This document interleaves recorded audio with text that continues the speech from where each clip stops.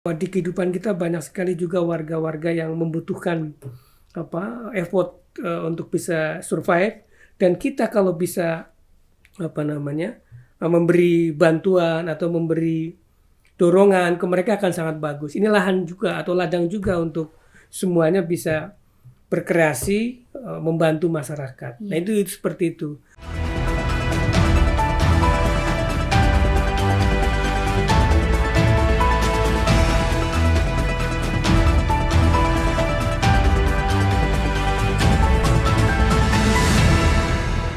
Nah Pak, ada nggak sih Pak himbauan buat kami generasi muda apa masyarakat atau kaum milenial nih Pak dalam membangun daerahnya gitu? Oh iya dong, harus. Nah, di mana-mana generasi muda, anak muda adalah masa depan. Yang memiliki masa depan adalah kalian semua. Nah, karena itu harus punya semangat untuk mengabdi kepada masyarakat dimanapun levelnya, terutama kalau di daerah ya di daerah. Dan caranya bagaimana? Harus mampu mengenali masalah di daerah, masalahnya apa, potensinya apa, kemudian tantangannya apa, dan itu baru kemudian bisa mengambil peran ada di mana. Sekarang misalnya banyak profesi baru, ada petani milenial, kemudian ada entrepreneur, ada apa, banyak sekali yang membutuhkan keahlian karena ke depan adalah semakin teknologi menjadi menjadi yang utama. Nah, maka ya anak-anak muda lah yang harus mengambil peran itu. Oh gitu ya Pak ya. Inspiratif banget ternyata untuk informasi yang disampaikan Pak Kholik, luar biasa. Nah Pak, mungkin kalau dari masyarakat Jateng yang mungkin ingin terkoneksi dengan Bapak itu ada nggak sih Pak media medsosnya Kak, atau mungkin bisa melalui sekretariat begitu Pak? Ya ada, saya punya baik channel YouTube ada, kemudian di Abdul Kholik di BDRI, Instagram ya Pak? Ya, Instagramnya juga sama, Facebooknya juga ada, kemudian juga Twitternya juga ada. Ya, ada teman-teman yang tim kami juga yang nanti kalau ingin lebih banyak mengakses itu. Dan saya juga mengajak kayak teman-teman sobat dimanapun, termasuk terutama Jawa Tengah. Jawa Tengah itu potensinya besar sekali karena penduduk Jawa Tengah itu hampir 36,7 juta. Jadi kalau dibandingkan, Jateng itu melebihi Australia. Australia itu hanya 25 juta, satu benua. Jateng itu 36,7 juta. Ada banyak negara lain, misalnya di Eropa itu negara paling ada 2 juta, 3 juta, 5 juta gitu. 10 juta udah gede kalau negara di Eropa. Betul. Jateng itu 36,7 juta. Karena besarnya populasi, tantangannya juga cukup besar. Nah, karena itu anak-anak muda di Jawa Tengah juga punya tanggung jawab yang lebih besar untuk memajukan daerahnya.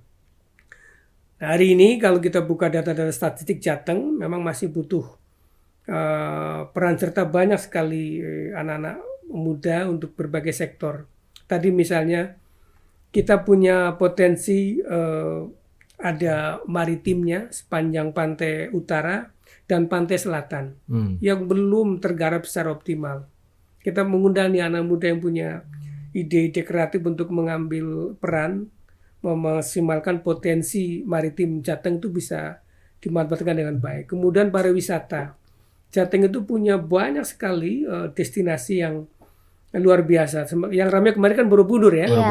Gimana itu Pak? Ya, Bapak menyoroti juga di Instagram ya kemarin. Iya, saya termasuk yang di awal menolak untuk menaikkan tiket Borobudur. Karena Borobudur sekali lagi aset daerah, maka dia harus memberi manfaat ke daerah. Adapun kalau misalnya mau ada kepentingan konservasi, perlindungan, ada mekanismenya yang bisa dibuat tanpa harus mengedepankan aspek tadi ekonomi. Dan yang membatasi, seolah itu menjadi komersialisasi sekali. Kalau dibalik kan berarti hanya orang yang punya uang yang bisa menikmati itu. Nah, itu kan berbahaya sekali. Sementara ada kepentingan untuk mentransfer sejarah kejayaan Borobudur kepada generasi penerus, anak muda, pelajar, segala macam, juga anak-anak muda yang lain, mahasiswa gitu ya. Nah, termasuk generasi muda yang lain juga. Nah, kalau dibatasi dengan nominal, tadi akan terjebak kepada komersialisasi. Nah, kita tentu mendukung konservasi, tapi dengan mekanisme yang dibuat sedemikian rupa bisa menjaga kelestarian, tapi tetap. Yang berikutnya, Borobudur ini juga ada fungsi terkait dengan religius atau agama. Keagamaan. Jadi ya kalau ini kan hak asasi nih, agama ini nggak bisa Iya. dengan mudah dibatasi. Nah, ini juga nggak bijak sekali. Untung pemerintah sudah meninjau kembali, dan bagi daerah kami sedang membuat, ini juga baru nih istilahnya, ini bocoran juga nih. Aduh. Saya Sebentar dapat lagi dulu nih, keluar. Iya, pertama nih. Jadi kita itu sedang mengembangkan konsepsi namanya jalur emas wisata Jateng. Pak. Ih, gimana Nah, tuh Pak? tapi Gimana itu, zonanya. Nah, kalau yang Borobudur nanti masuknya adalah jalur wisata emas Jateng Selatan. Karena kita punya konsepsi Jateng itu akan lebih lebih seimbang dan merata kalau dibagi 3 zona. Karena tadi seperti negara Australia itu loh, besarnya kan luas sekali dan Iya. besar sekali. Nah, ketika dibagi 3, ada zona utara, ada zona selatan dan timur, itu ada cukup keseimbangan potensi dan tantangan daerahnya. Nah, ada potensi jalur emas wisata Jateng Selatan itu adalah pintu masuknya nanti dari Bandara YIA Kulon Progo. Iya. Dia kan lokasinya di pinggir atau perbatasan Jogja dengan Banyumas. Jogja dengan Jawa Tengah. Iya. Nah, karena itu kalau ini diintegrasikan nanti dari ibarat flow-nya, wisatawan yang dari Borobudur kurang lebih bisa 20 juta setahun, itu nanti bisa ke Borobudur, Magelang, kemudian bisa ke Dieng. Dari Dieng dia bisa turun ke kawasan Baturaden dan sekitarnya, turun lagi ke pantai selatan Jawa. Nah, pantai selatan Jawa itu punya pantai yang sangat indah, eksotik sekali. Bahkan sebagian itu adalah kawasan atau pantai yang paling bagus untuk surfing atau untuk Berselancar. berselancar. Iya. Itu namanya Pantai Widara Payung. Kemudian juga ada Pantai Menganti di Kebumen, ada lagi di Purworejo. Nah, itu sangat indah. Selain tadi potensi agromaritimnya, perikanannya sangat besar, tapi pantainya juga sangat indah. Dulu juga menjadi destinasi favorit kapal pesiar ketika melihat hutan bakau. Nah, kami juga sedang mendorong selain tadi mengembangkan jalur emas wisata itu, kita juga mulai menjaga pantai. Ingin mendorong namanya penyelamatan pantai selatan Jawa. Meskipun belum banyak yang rusak, tapi kita sudah mengajak untuk menyelamatkan pantai selatan juga. Dari awal kita ingin mendorong ini dimanfaatkan, tapi dari awal juga kita menanamkan nilai kelestarian dan konservasi. Itu yang kita sedang dorong. Baik. Kalau untuk pantai yang paling favorit apa sih Pak di sana? Paling bagus gitu. Oh iya. Nah, pantai selatan kan itu terhubung dengan juga Pangandaran. Jadi kalau wilayah selatan tuh yang di pinggir Jateng dengan Jawa Barat tuh Pangandaran. Terkoneksi langsung itu. Pangandaran nanti kemudian masuk ke pantai Cilacap. Kemudian ada pantai Cilacap, ada Widara Payung, ada Jetis, kemudian ada Menganti di Kebumen, kemudian di Purworejo juga ada. Itu semua ada kawasan yang sangat menarik. Nah, ada juga sebenarnya ini belum banyak terbuka di Nusa Kambangan. Ada juga.